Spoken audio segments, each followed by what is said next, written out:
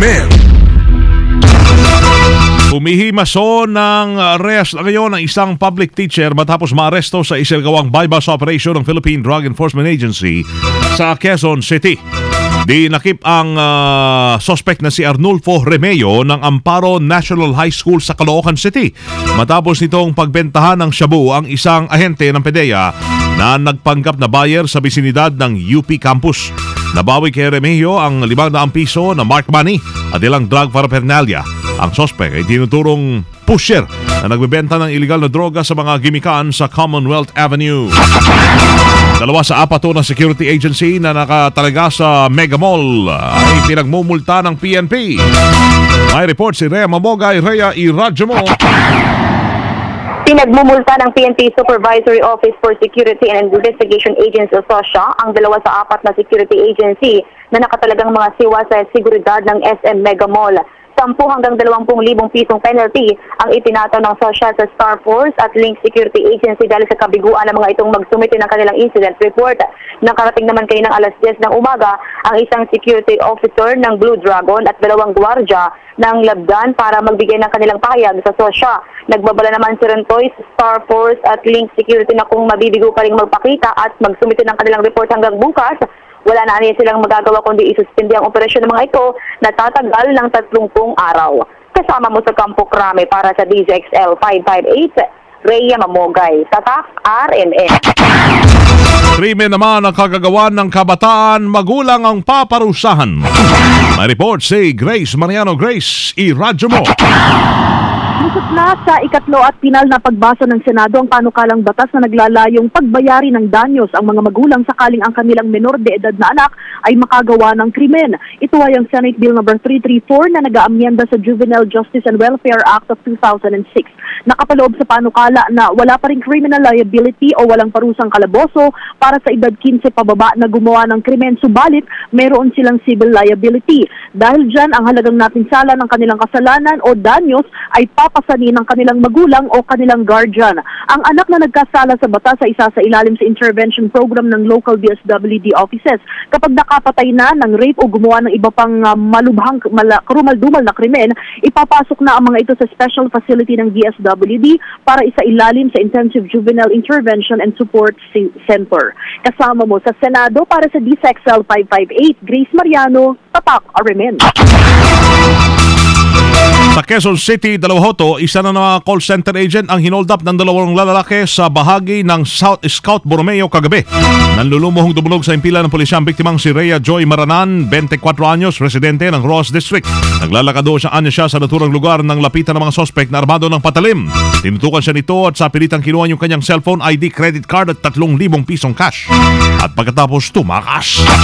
Doon naman sa Scout Ralios, parehong scout sa Barangay Sacred Heart, sinalakay ng mga magnanakaw ang isang coffee shop na pag-aari ng isang Taiwanese national. Ang sabi ng biktimang si Candy Chen, 30 anyos, madaling araw kanina nang kanyang matukalsan ng panloob sa kanyang establishmento. Sinira ng mga sospek yung roll-up door at tinangay yung pera niya. Nagkakahalaga naman ng 108,000 pesos at caliber 38 na baril pa na meron siya. Inimbestigahan na ng mga otoridad ang CCTV ng coffee shop na nakuha. DZXL Mulat Palaro. May laro tayo. Maglalaro ho muli ang 2 Filipino foreign players na hindi nakapaglaro doon sa Suzuki Cup noong Disyembre. Ayon kay Ascal's manager Dan Palame, kasama na niya si na midfielder Manny Ott at goalkeeper Neil Etheridge sa lineup para ho sa puro friendly game. So, hindi ba pwedeng real game? Friendly game. Okay. Friendly game sa susunod na linggo laban sa Myanmar. Pabalik naman sa national squad ang mga players na sina Rob Gear, Dennis Kagara, Stephen Schrock, Alex, hindi ka kasama Alex, Jerry Lucena na ibaseo sa ibang bansa. Pinaghahandaan ngayon ng Ascals ang gaganaping AFC Challenge Cup qualifiers sa Marso. DZXL Showbiz Balita. Wala lang si Loli. Ito muna ha, hindi raw tatanggap ng mga sexy endorsements o dating projects ang Brazilian beauty na si Diana Meneses. Wow. Oo nga. Gangnam Style. Wala mo nang ganon. Wala mo nang gangnam post, diba? Dahil bawal kakasal na yan ang pangako ho ni Diana bilang respeto sa kanyang mapapangasawa. Ganun pala yan. Pag naka-sexy, walang respeto na. Ganun. Ang sabi ho doon sa Chismis, may nakatagdang ikasal sina Diana at Congressman Benaldo sa kalagitnaan ho ng taong ito. Talaga naman, Pag mga congressman, ang titinik ng mga chicks. Oo. Ano kaya ginagawa ang pagbaganda asawa? Dini-display? Larry King? Ha? Posible. Pagdating ng SONA, dinadala doon. Di ba? Para kasing price yun. Sabi ho sa Chicap, nakatagdang wala si Loli. Pumasok na si PB. And yung posibleng ang Lady Grey Shapewear series, local brand ho yan ng lingerie social. Ang huling sexy endorsement na nitong si Diana. Sa katunayan, may blessing naman daw ni Congressman Benaldo ang pag-post niya na naka-underwear lamang. Katunayan, proud pa nga raw ito nung makita niya ang kaseksihan ng kanyang future wife.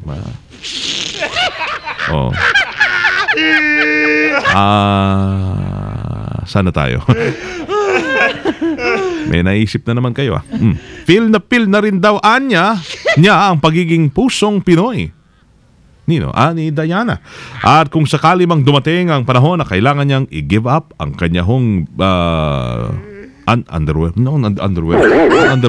I-give up po yung kanyang Brazilian citizenship para maging isang ganap na Pinoy, gagawin niya para sa kanyang mambabatas na asawa.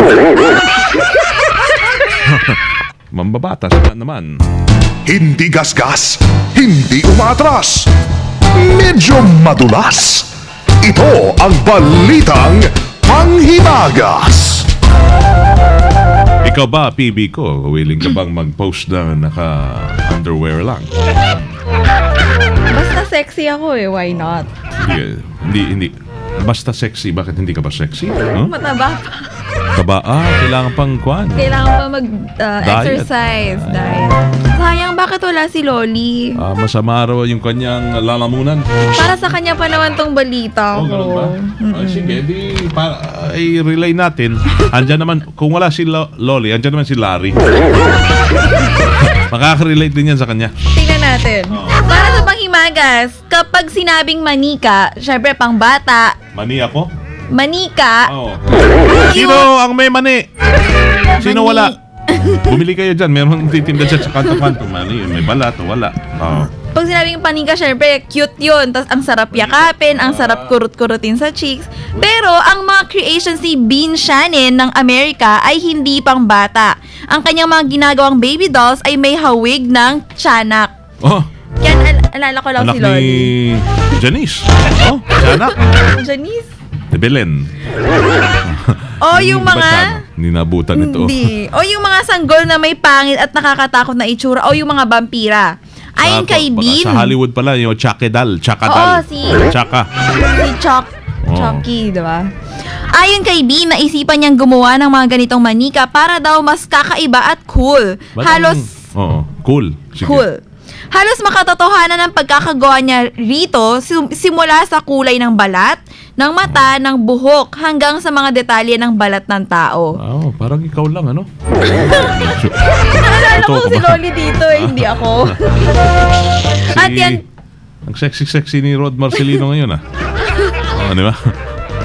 Minsan ka lang makapagsabi ng sexy sa lalaki, di ba?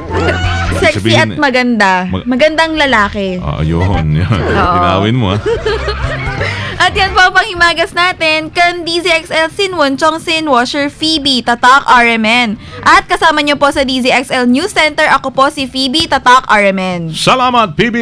Open Gangnam Style. Tanghali na ho. Kain na. Magtira para mamayang gabi, para may matira pa. Para wala nang luto-luto, tira-tira lang. Ayos na, tirahin yan. Thank you. Dire-diretso mga naglalagablabo ng mga balitang tatak aramen ang inyong napakinggan. Dito lamang, DZXL 55A. Tanghali ho ngayon ng Tuesday, January 29, 2013. Kasama nyo. Yun. Kasama nyo sa serbisyo publiko from the city of Zambo. In behalf ni Buddy Oberas, ako po, Eleuceres Primo Hermano, Weng de la Peña. Tatak RMN. Naglalagablab na mga balita. Sumayin niyo ang 15 minutong kalipunan ng mga pinakahuling kaganapan sa Kalakang Maynila, sa ating bansa at saan mang dako ng mundo. Naglalagablab!